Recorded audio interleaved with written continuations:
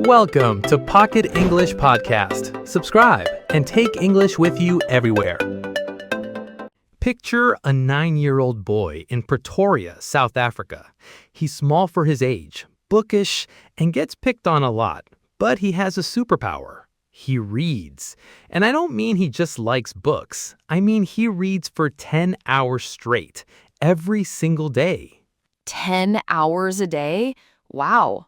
He runs out of books. He finishes every single book in his local library. So he moves on to the final boss of the library, the Encyclopedia Britannica. Wait, not the whole thing? The whole thing, cover to cover. He read it all. Decades later, when that boy, now a man, was asked about his childhood, he didn't talk about friends or sports.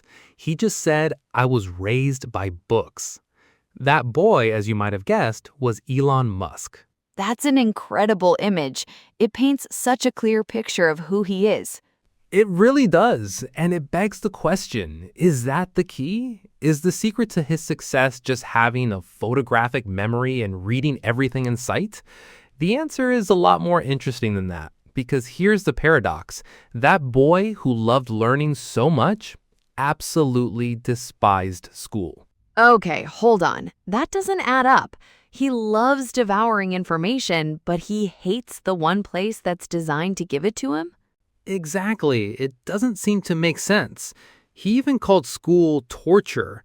For him, school was inefficient. It was this place where information was force-fed without context. It wasn't about understanding. It was about memorizing facts for a test. Which, to be fair, is a complaint a lot of us have had about school. Totally. But he took it to another level. Later in life, he got into a prestigious PhD program at Stanford University to study physics. He lasted 2 days. 2 days? That's not just disliking school. That's a full-on rejection of the system. A total rejection. He once said that for most people, college isn't really for learning. It's just to prove to employers that you're capable of doing your chores. It's a signal. He felt he could learn faster and more effectively on his own. So he sees the entire established structure of education as fundamentally flawed for people who want to learn deeply. Precisely. And this philosophy, this rejection of the conventional path, isn't just a quirky detail about him. It's the key to everything he did next. And it brings us to this story that, well, it honestly sounds like something out of a superhero movie. Okay, I'm hooked. All right, so set the scene. The year is 2002. The dot-com bubble has just burst. Elon has just sold his company, PayPal, and he walks away with about $180 million. So, what do you do with that kind of money? I don't know. Buy a private island, a fleet of sports cars, retire at 30? He decides he wants to send a rocket to Mars. Of course he does, as one does. Right, but he immediately hits a wall, a very, very big wall. He tries to buy a rocket from the Russians, but the price is astronomical. He looks at American options, and a single rocket launch costs $65 million. Wow, okay, that's a roadblock even for a guy with $180 million. You can only launch 2, maybe 3 times. Exactly. The economics don't work. Now, any normal person at this point would either give up or they'd hire the world's top aerospace engineers and consultants. Musk, he does something entirely different. He goes back to his roots. He essentially goes to the library.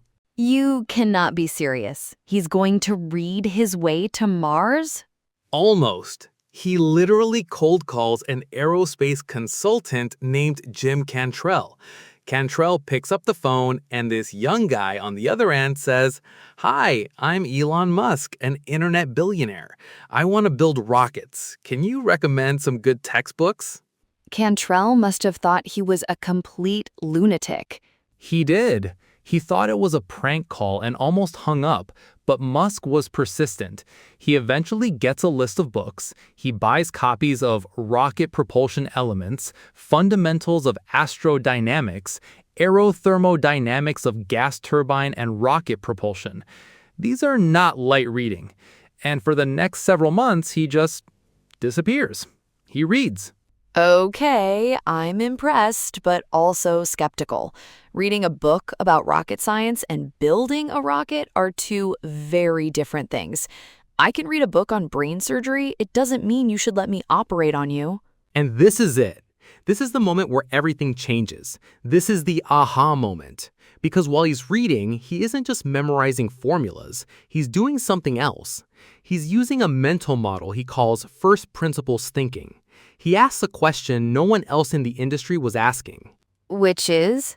The question is, what is a rocket actually made of? Forget the price tag, forget the complex supply chains. What are the raw materials? What do you mean? Like metal? Literally. He breaks it down to its fundamental components: aerospace-grade aluminum alloys, titanium, copper, carbon fiber. And then he does something absolutely brilliant. He goes to the London Metal Exchange and looks up the price of those raw materials on the commodities market. No way. Yes way. And what he found changed the course of human spaceflight.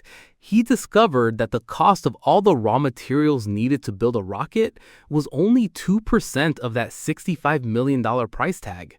2%? That's insane. Where is the other 98% of the cost coming from?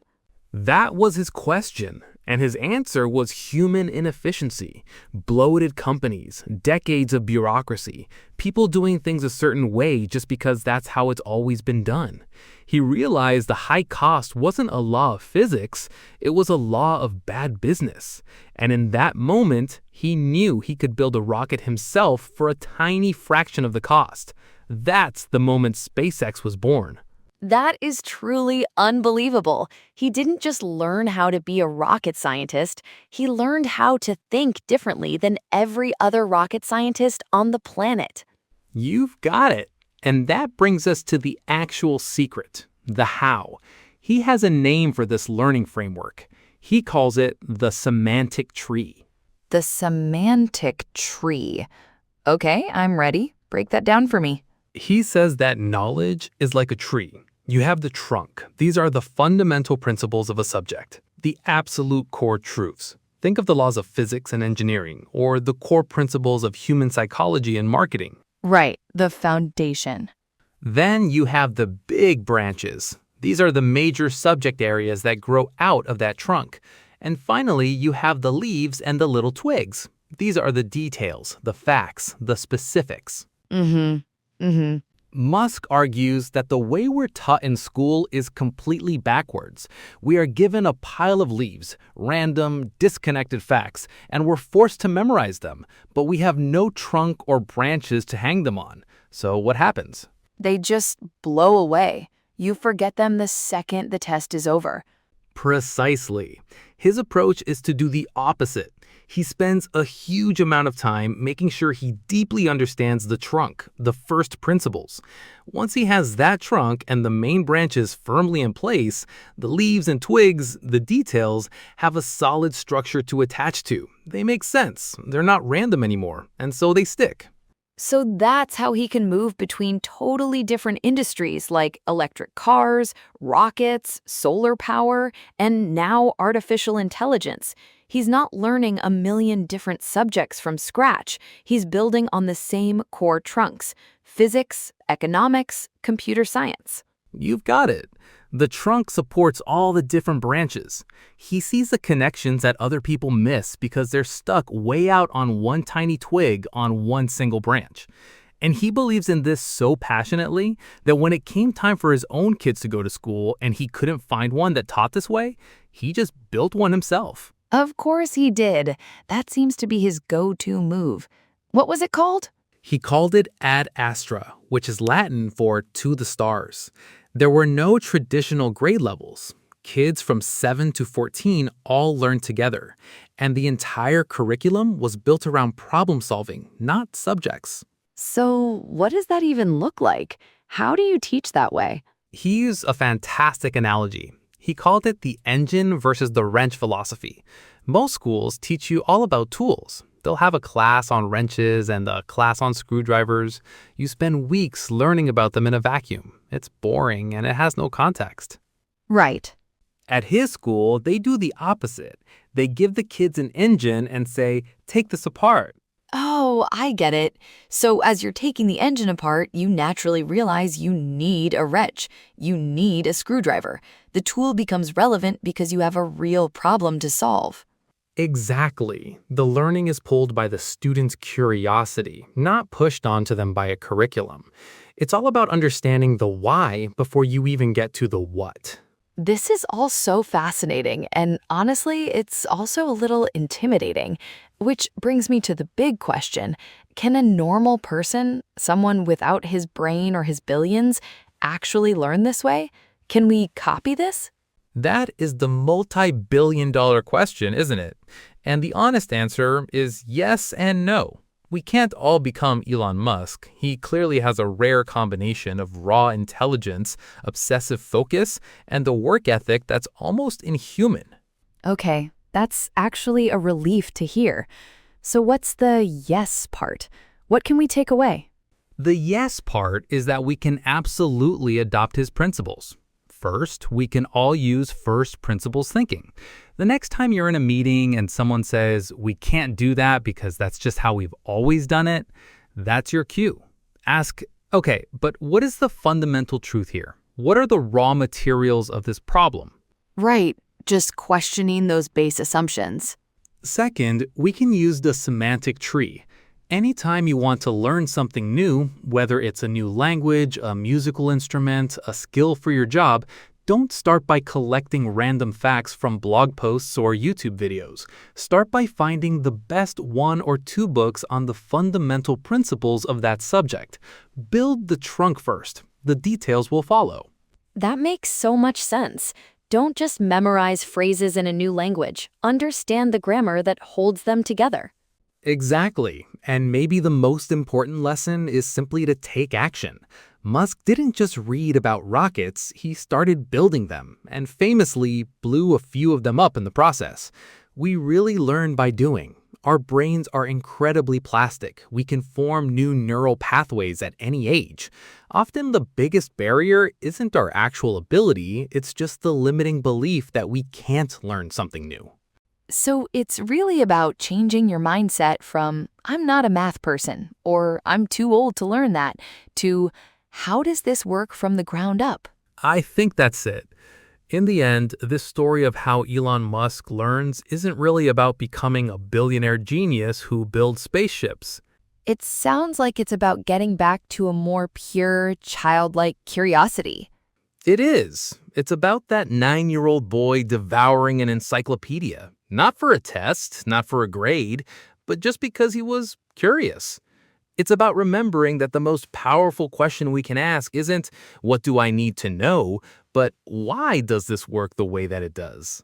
That's a fundamental shift in perspective. Completely.